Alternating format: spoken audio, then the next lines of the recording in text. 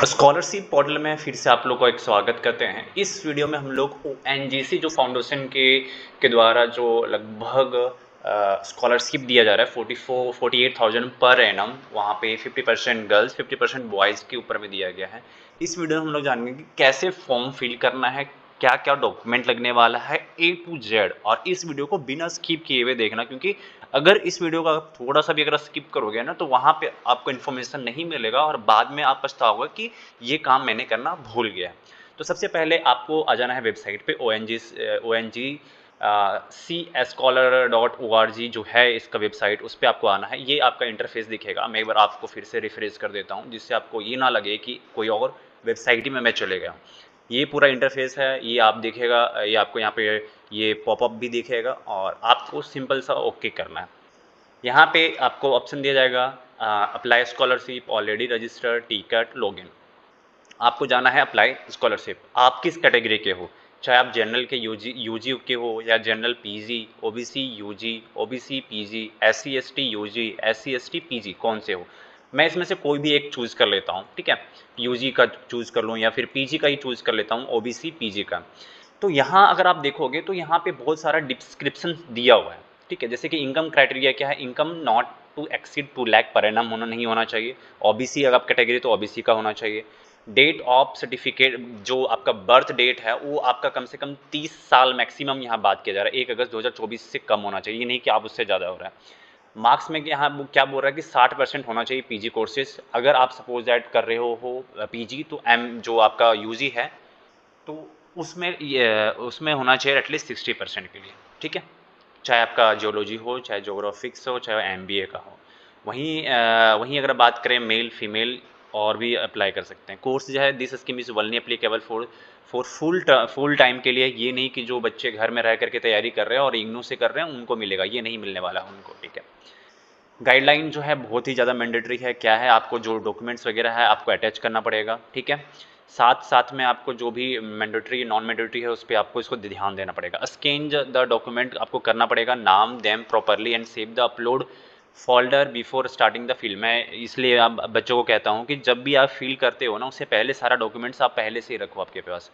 जैसे कि यहाँ पे है कि वनली पीडीएफ जो चाहिए, वनली पीडीएफ चाहिए। इमेज है जेपीजी मोड में, चाहे जेपीजी है, जेपीईजी है, पीएनजी और सिर्फ ये अलाउ करेगा। इमेज एंड साइज जो है फोल्डर का वो ज़्यादा नहीं होना चाहिए, 200 से यहाँ लिख दिया है।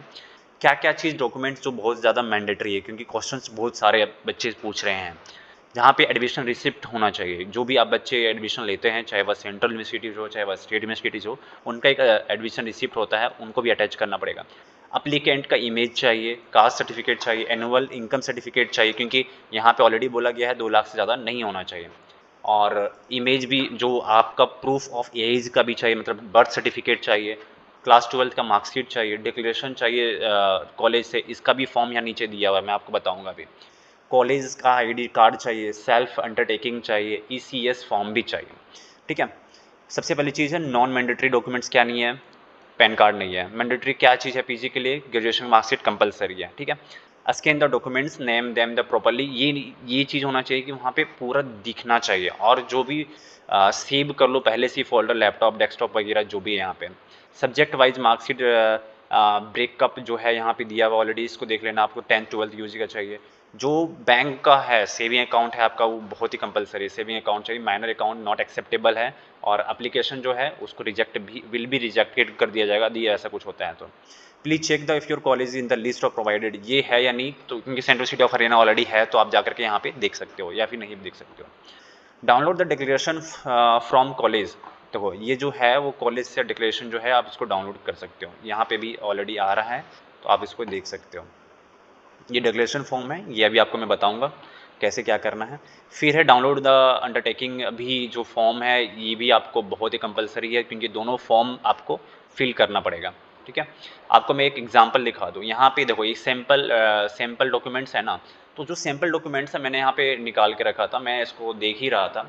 तो अगर आप इसको ध्यान से देखोगे, ये फॉर्म है, जो बच्चे फॉर्म फिल जब करेंगे ना, ऑनलाइन जब फॉर्म फिल करेंगे तो ये सारा डॉक्यूमेंट्स उनको फिल करना होता है। ये सारा टाइप किया हुआ रहेगा। टाइप कहाँ पे करना होगा, जैसे कि जब आप फॉर्म फिल करते हो ना, जैसे कि यहाँ पे जब ये क्लिक हियर करते हो और जब अप्लाई करते हो ना, तो ये अप्लाई करने के बाद ये जो फॉर्म है आ रहा है ना, first, second, third, fourth, fifth, six, ये टोटल 6 आता है, ठीक है, 6 कॉलम है यहाँ पे। जब ये फॉर्म आप फिल करते हो फिर आपका एड्रेस आएगा, क्वालिफिकेशन आएगा, फाइनेंस स्टेटस आएगा, बैंक डिटेल आएगा, फिर अपलोड डॉक्यूमेंट्स करना पड़ेगा।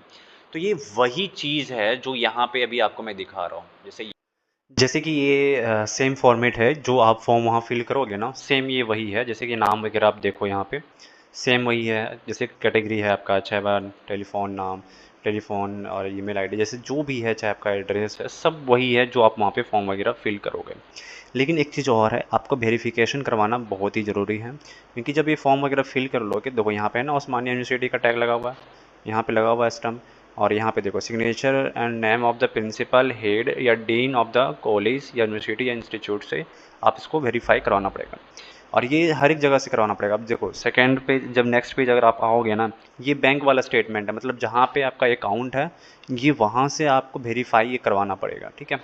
इसके अलावा ये बर्थ सर्टिफिकेट है, ओके, ये क्लास 10th का है रिजल्ट, यहाँ भी साइन किया हुआ है डिप्टी रजिस्ट्रार के द्वारा। सेम सेम ये भी है, ठीक है। साइन हर एक जगह, ये इनकम सर्टिफिकेट है तो यहाँ पे भी है, ओके। ये है कि आपको जो हाथ से भरना होता है, और ये भी जो है साइन वही करेंगे, बैंक वाले करेंगे, ठीक है। ये सारा फॉर्म में आएगा। ये भी आपका पासबुक है।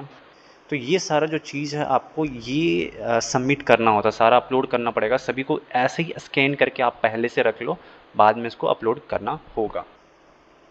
तो इस फॉर्म को जब आप फॉर्म फिल करोगे ना, तो जैसे कि अगर हम यहाँ नाम अपना लिखें रंजन कुमार वर्मा, ठीक है, तो ऐसे करके आपको पूरा यहाँ पे सारा, ये आई थिंक ये स्पेस नहीं ले रहा है। तो जब आप फॉर्म फिल करोगे, ये जब आप फॉर्म फिल कर लोगे, फिर नेक्स्ट करोगे, फिर एड्रेस आपको डालना है, क्वालिफिकेशन डालना है, फाइनेंशियल असिस्टेंट डालना है, फिर बैंक का डिटेल्स आपको भी डालना पड़ेगा। उसके बाद लास्ट में आपको डॉक्यूमेंट्स भी अपलोड करना पड़ेगा। तो ये सारा मुझे जहाँ तक लग रहा है कि जब सारा फॉर्म वगैरह सारा साइन वगैरह करवा लोगे, तो लास्ट में आपको लगता है, यहाँ लगता है कि अपलोड डॉक्यूमेंट्स भी करना पड़ेगा।